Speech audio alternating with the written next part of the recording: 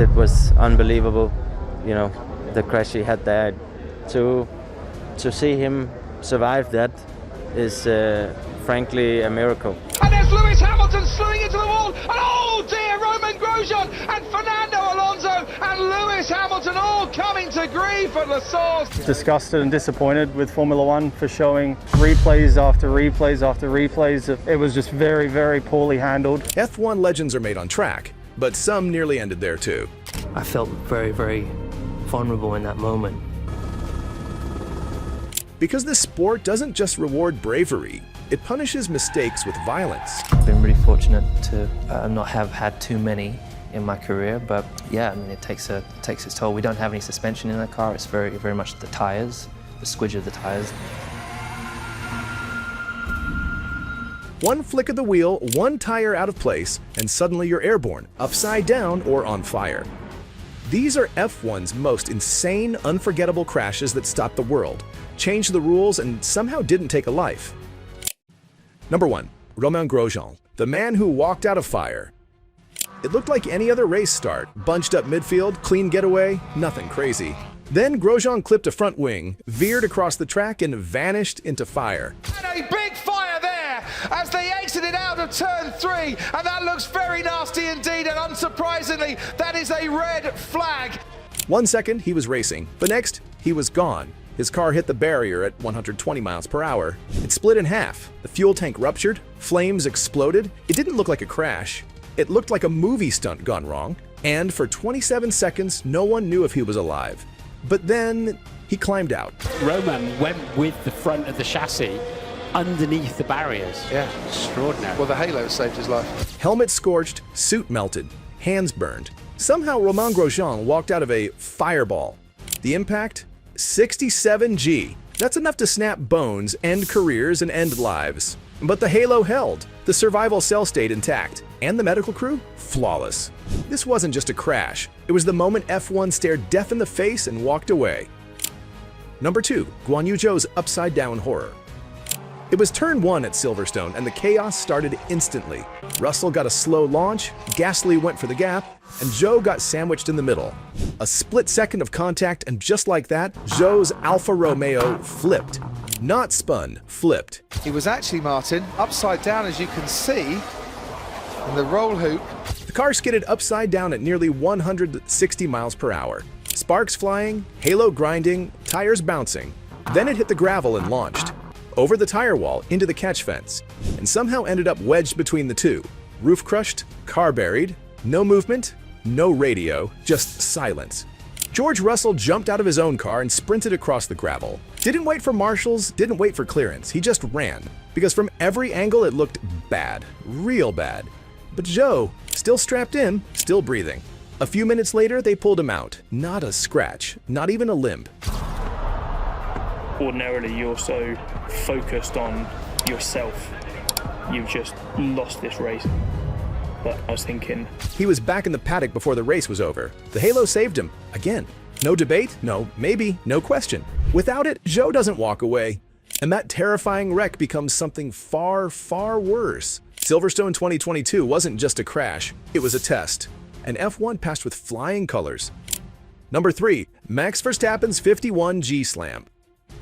Tension was sky high before the lights even went out. Hamilton on home soil. Verstappen is leading the championship. Neither of them was going to lift. Lap 1, Copse corner. Hamilton went for the inside. Verstappen held the line. 2 inches of room, 180 miles per hour, and 0 forgiveness. They touched. Max's Red Bull snapped sideways and slammed into the barriers like a wrecking ball. 51G. One of the hardest hits in modern F1 history. The car bounced. Hamilton's going to try again, this time on the inside, a continent touch! Verstappen is out of the race, and that's a big crash into Copse! Carbon fiber everywhere, marshals running, crowd stunned, and then they booed. Verstappen was taken straight to the hospital. Scans, checks, protocols. The guy just got ragdolled into a wall at jet speed, and somehow the headlines were about who was at fault. Hamilton went on to win the race. He celebrated like he'd just secured the title. Max watched from a hospital bed, furious, bruised, but not broken. That crash wasn't just about speed. It was a turning point. The rivalry went nuclear. The gloves came off. And the title fight? From that moment on, it was personal. 51G, and he still walked away. Because in Formula One, pain is temporary, but drama, that sticks around forever. Number 4, Jules Bianchi, the tragedy that changed F1. This wasn't a crash. This was the moment Formula One lost its innocence. Suzuka was soaked, a typhoon was closing in, visibility was trash, and the track was begging for a red flag. But the race went on. On lap 42, Adrian Sutil spun at Dunlop Curve and hit the wall. No injuries, just a routine crash. Marshals called for a recovery crane. 1 lap later, Jules Bianchi came through the exact same corner and never came out. He lost control, left the track and slammed into the back of the crane at full speed. The impact? A devastating 254 G. That's not a crash you survive, that's blunt force trauma on an unthinkable scale. The medical team did everything. Emergency surgery, induced coma, months of waiting. But Jules never woke up. He passed away 9 months later, 25 years old. A rising star, gone. It was the first F1 fatality since Senna, and it changed everything. After Bianchi, the sport introduced the virtual safety car. Procedures were rewritten, and the push for better cockpit protection, that was the seed of the halo. Every driver walking away today owes a piece of that to Jules. He never got the future he deserved, but he gave every driver after him a better shot at theirs. Number 5, Niki Lauda's fiery hell at Nürburgring. You know what's worse than crashing at 170 miles per hour? Catching fire and being awake through all of it. That's exactly what happened to Niki Lauda at the 1976 German Grand Prix. The Nürburgring was a monster. Over 14 miles of deadly corners, trees, and cliffs. Lauda warned it was too dangerous in the rain, but no one listened. Second lap, his Ferrari snapped, slammed into the barrier, bounced back onto the track, and burst into flames. He was trapped in the cockpit. His helmet slipped. The fire scorched his face, his lungs filled with smoke, and time was running out. Other drivers, Merzario, Lumger, and Edwards, risked their lives to pull him out. Lauda was burned, barely breathing, and rushed to the hospital. He slipped into a coma. A priest gave him the last rites. No one thought he would survive. 6 weeks later, he was back, still healing, still in pain, still racing.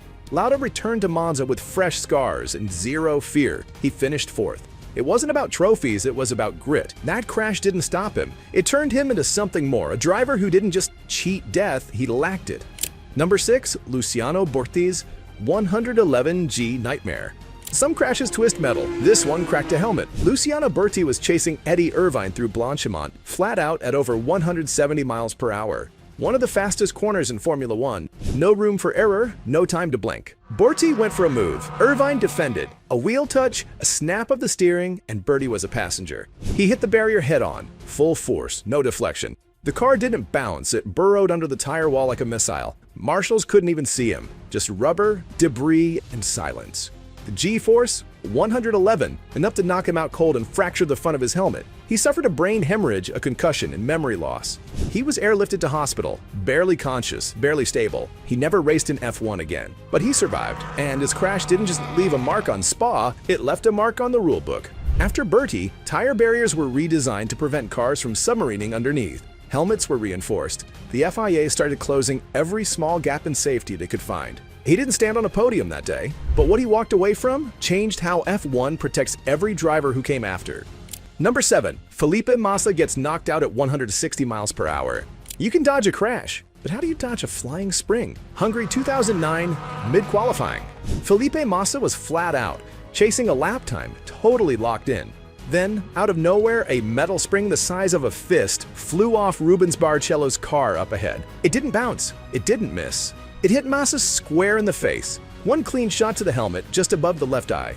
No time to react, no warning. And at that speed, 160 miles per hour, it was like getting punched by a cannon. He slumped forward, foot still on the throttle. His Ferrari went straight into the wall. No steering input, no braking, just a full speed slam. When the marshals pulled him out, he was unconscious, skull fractured, eye was swollen shut. He was airlifted to the hospital, rushed into surgery, and ruled out for the rest of the season. Felipe Massa survived, but something changed after that. That crash forced F1 to confront a brutal truth. Helmets weren't enough. Head protection needed a revolution. It was the moment the sport really started thinking about the cockpit, about debris, about the worst-case scenario. Years later, that push helped bring in the halo. Number 8, Robert Kubica's car-shattering wreck. Some crashes destroy cars. This one made the car vanish. Montreal, 2007. Robert Kubica was chasing Jono Trulli into the hairpin. It looked routine. A slight misjudgment. A wheel dip into the grass and suddenly he was gone. The BMV hit a bump, clipped Trulli and launched into the wall at over 160 miles per hour. Then it flipped, spun, slammed again and again. The car disintegrated piece by piece until there was barely anything left but the survival cell. No movement, no radio. No way he walked away from that. But he did. Kubica was stretchered off and rushed to the hospital. Fans feared the worst. Broken bones, concussion, maybe worse. But hours later, the word came through. Just a sprained ankle and a mild concussion. That was it. He missed one race, came back for the next, and 2 rounds later, he won at Montreal. Same track, same driver, total redemption. But that wreck wasn't just a miracle, it was proof. The survival cell worked, the Hans device worked. Every safety update built over the decades finally came together. Kubica should not have walked away from that crash, but he did. And in doing so, he proved just how far Formula One safety had come.